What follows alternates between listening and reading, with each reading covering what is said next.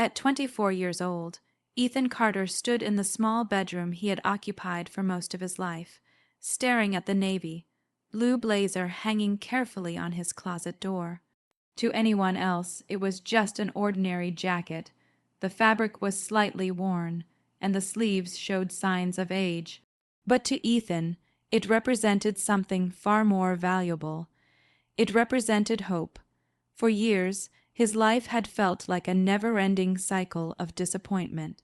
Every time he got close to achieving something meaningful, it somehow slipped away. Scholarships he qualified for mysteriously vanished. Savings he worked overtime to build disappeared after his parents convinced him to help the family. Opportunities that could have changed his future always seemed to crumble before he could reach them. Yet despite everything, Ethan never stopped trying. For the past 3 years, he had worked 12-hour shifts at a warehouse while taking online business courses at night. Most evenings ended with him exhausted, studying under a dim lamp while the rest of the house slept. He sacrificed weekends, vacations, and friendships because he believed hard work would eventually lead him somewhere better. And finally, it had. A respected financial consulting firm had invited him for an interview. The position offered a salary higher than anything Ethan had ever earned. More importantly, it offered independence. If he got the job, he could finally move out of his parents' house and start building a life that belonged to him. That thought alone felt almost unreal. Ethan checked the time on his phone and smiled nervously. The interview was scheduled for the following morning. He had spent the entire week preparing. His resume was polished, his answers were rehearsed, every detail was ready. Everything except his nerves. He walked over and gently brushed a hand across the blazer. "You and me," he whispered. One more chance. The blazer wasn't new. He had purchased it from a second-hand store 6 months earlier. It had cost nearly half of 1 week's paycheck, but he considered it an investment in his future. After bringing it home, he spent hours learning basic tailoring techniques online and adjusted the fit himself. Now it looked professional enough for any interview. As he admired it, a voice interrupted his thoughts. "You still obsessing over that job?" His mother stood in the doorway with her arms crossed. Ethan forced a smile. "It's important." His mother rolled her eyes. "You act like this interview is going to solve all your problems." Before Ethan could respond, his father appeared behind her. "Don't get your hopes up," his father said with a chuckle. "Companies promise a lot. Most people end up disappointed." The words weren't surprising. Support had never been something Ethan received from his parents. Instead of encouragement, there was always criticism. Instead of pride, there was always doubt. Still, Ethan ignored the comments. "I've worked hard for this," he said quietly. His father shrugged. "We'll see." The conversation ended there, but the uneasy feeling remained. As Ethan prepared for bed later that night, he couldn't shake the sense that something was wrong. His parents had always seemed uncomfortable whenever he moved closer to independence. Whenever he talked about moving out or advancing his career, they reacted with strange hostility. Over the years, he learned not to question it, but tonight their behavior felt different, almost deliberate. He checked the blazer one last time before turning off the light. Everything looked perfect. Satisfied, he went to sleep, imagining a brighter future. The next morning, he woke up earlier than usual. His heart raced with anticipation as he showered, shaved, and prepared for the biggest day of his life. Then he reached for the blazer and froze. For several seconds, his brain refused to process what he was seeing. Large white bleach stains covered the front. The right sleeve had been torn nearly halfway down the seam. The fabric was completely ruined. Ethan's hands trembled as he lifted the jacket from the hanger. "No." His voice barely escaped his throat. The interview was less than 2 hours away, and his only professional blazer had been destroyed. As shock turned into disbelief, footsteps approached from behind. His parents stood in the doorway. Neither of them looked surprised. Neither of them looked sorry. And in that moment, Ethan realized this was no accident. Someone had stolen his last chance before it even began. Ethan stood frozen in his bedroom, clutching the ruined blazer in his trembling hands. The bleach stains spread across the front like ugly scars. The torn sleeve hung loose, making the jacket completely unsuitable for a professional interview. For several moments he couldn't speak. His mind raced through every possibility. Maybe there was another jacket somewhere. Maybe he could borrow one. Maybe he could cancel and reschedule, but deep down he already knew the truth. He had no backup plan. The blazer had been his only chance to look professional. What happened? Ethan finally asked, turning toward his parents. His mother glanced at the jacket and shrugged. Oh, that. The casual response made his stomach twist. I was cleaning yesterday. Some bleach must have spilled. Ethan stared at her. Bleach doesn't tear sleeves. The room fell silent. His father stepped forward and laughed softly. You're making a big deal out of a jacket. A big deal, Ethan repeated. His voice cracked with disbelief. This interview could change my entire life. His father crossed his arms. People get rejected every day. Stop acting like you're special. The words hit harder than Ethan expected. Not because they were new, because they confirmed something he had secretly suspected for years. His parents didn't want him to succeed. Every time he worked towards something better, they found a way to drag him back down. The ruined blazer was simply the latest example.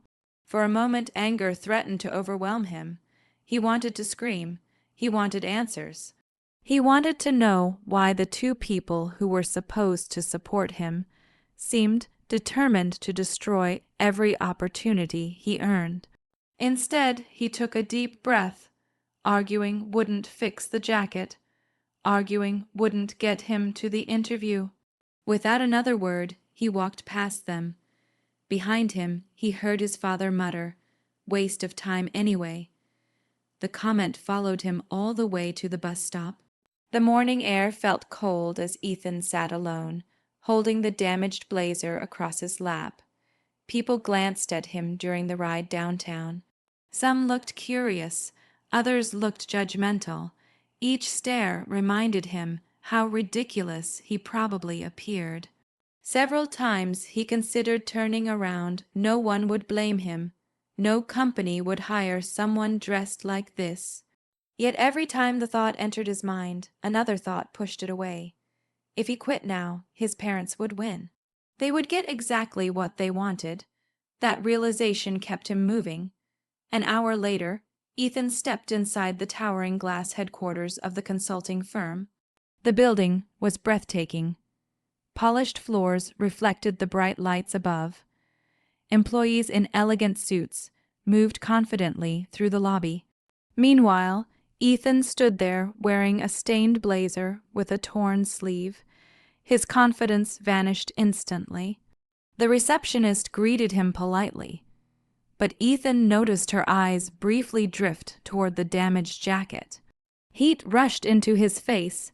He wanted the floor to swallow him whole. Nearby, several other candidates waited for interviews. Every one of them looked flawless. Expensive suits, perfect shoes, confident smiles. Compared to them, Ethan felt invisible. Or worse, embarrassing. Minutes later, a woman appeared in the lobby. "Mr. Carter." Ethan stood. His legs felt weak. "I'm Olivia Harper," she said warmly. "Thank you for coming." She led him toward a conference room overlooking the city. The view was incredible, but Ethan barely noticed. His attention remained fixed on the ruined blazer. The interview began. At first, Ethan struggled. His embarrassment distracted him from every question. But as the conversation continued, something unexpected happened. Ms. Harper seemed genuinely interested in his experiences. She asked about his work history, his education, the challenges he had overcome. Gradually, his confidence returned. Then her eyes settled on the damaged jacket. I'm sorry if this is personal, she said gently, but what happened to your blazer? Ethan froze. The easy answer would have been a lie, but he was tired of hiding the truth, tired of protecting people who never protected him. So he told her everything, the missing savings, the sabotaged opportunities, the constant discouragement, and finally, the ruined blazer waiting for him that morning. Ms. Harper listened without interrupting. When he finished, she remained silent for several seconds. Then she smiled, not out of pity, out of respect. You still showed up, she said. Ethan nodded. I couldn't let them stop me. For the first time that day, he felt proud. The blazer might have been destroyed, his confidence might have been shaken, but he was still there. Still fighting, still refusing to give up. And although he didn't know it yet, that decision was about to change his life forever. 3 days after the interview, Ethan was sitting alone in the warehouse break room when his phone rang. The number was unfamiliar. His heart immediately began to race. For a moment, he simply stared at the screen. Then he answered, "Hello, Mr. Carter." A familiar voice asked. Ethan recognized it instantly. It was Olivia Harper. He stood up so quickly that his chair nearly fell over.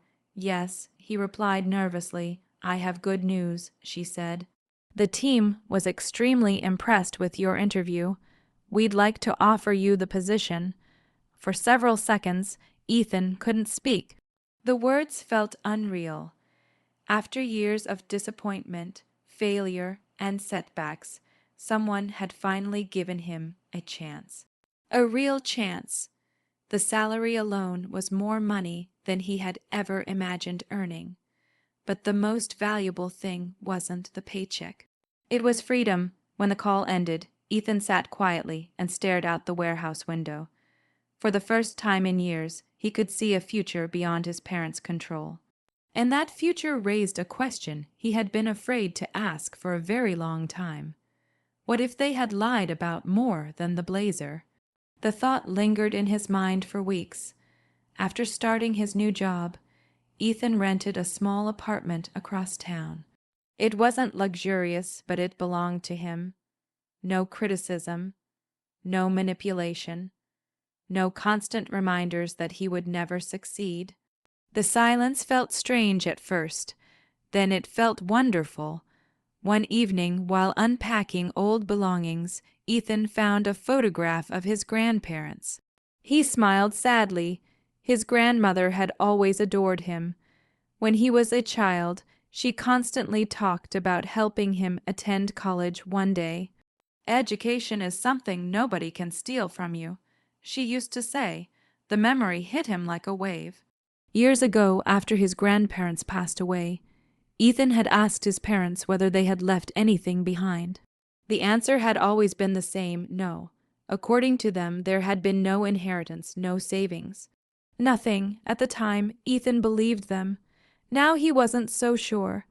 The next day, he contacted an attorney. At first, he felt guilty. Investigating his own parents seemed wrong, but another part of him needed answers. The attorney agreed to look into public records and estate documents. Several weeks passed, then the phone call came. "Ethan," the attorney said, his voice unusually serious, "I think you should come to my office." A knot formed in Ethan's stomach. The moment he arrived, the attorney handed him a thick folder. Inside were financial records, trust documents, and legal filings. As Ethan flipped through the pages, his hands began to shake.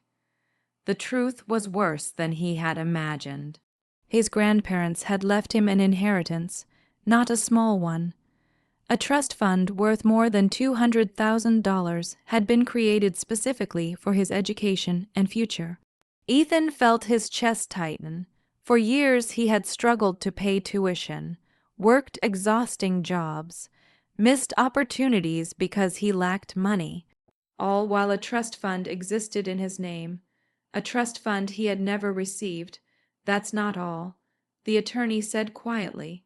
He pointed to several pages. Ethan's eyes widened. The records showed withdrawal after withdrawal. Large amounts of money had been taken over many years. Every transaction had one thing in common: his parents' signatures. The room suddenly felt smaller. Hot anger rushed through his body. The family vacations, the expensive furniture, the gambling debts his father constantly denied, the luxury purchases his mother somehow afforded. The money had come from him. His future had financed their lifestyle.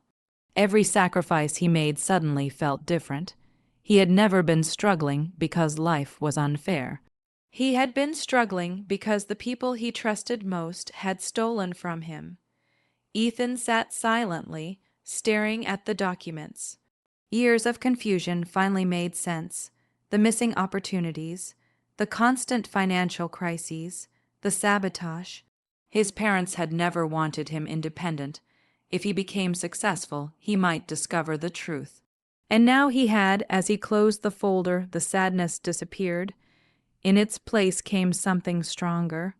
Resolve. For years, his parents had controlled the story. They painted themselves as loving parents who sacrificed everything for their son. Now Ethan possessed proof of the opposite. They hadn't sacrificed for him. They had sacrificed him. And for the first time in his life, he had the power to fight back. The secret they buried for years was finally uncovered, and their worst nightmare was only beginning. The moment Ethan left his attorney's office, he knew there was no turning back. For years, he had accepted disappointment as a normal part of life.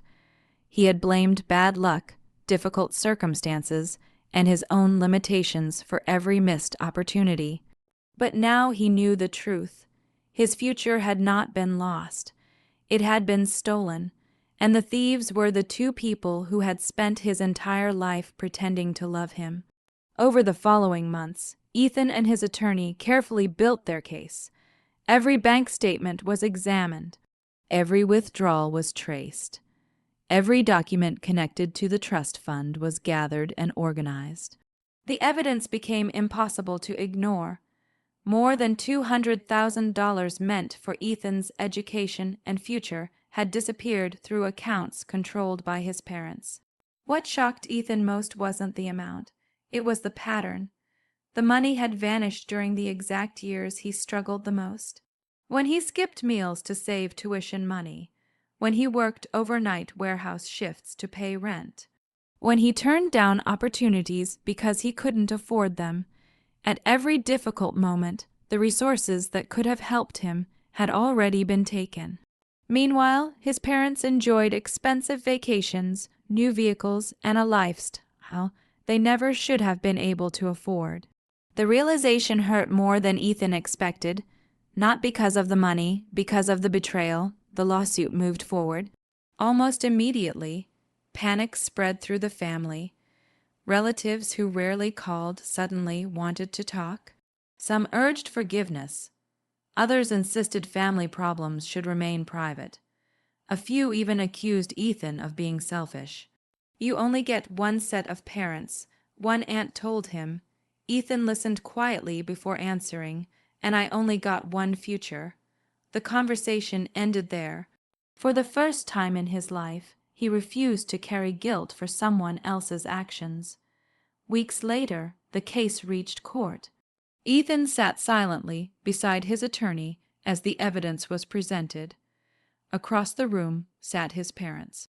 His mother avoided eye contact. His father looked angry rather than ashamed. That reaction surprised Ethan. Even now, they seemed convinced they were victims. As documents appeared on screens and financial records were explained, their confidence slowly disappeared. The facts were undeniable. The trust existed, the money existed, and they had taken it. When the judge finally delivered the ruling, the courtroom became completely silent. The court ordered substantial repayment, additional penalties, and legal consequences for misuse of the trust funds. Years of deception collapsed in a matter of minutes. Ethan expected to feel victorious. Instead, he felt something else. Relief, a weight he had carried for years, suddenly disappeared. The truth no longer belonged only to him. It existed in public, Documented, proven, no one could deny it anymore. In the months that followed, the story spread throughout the family.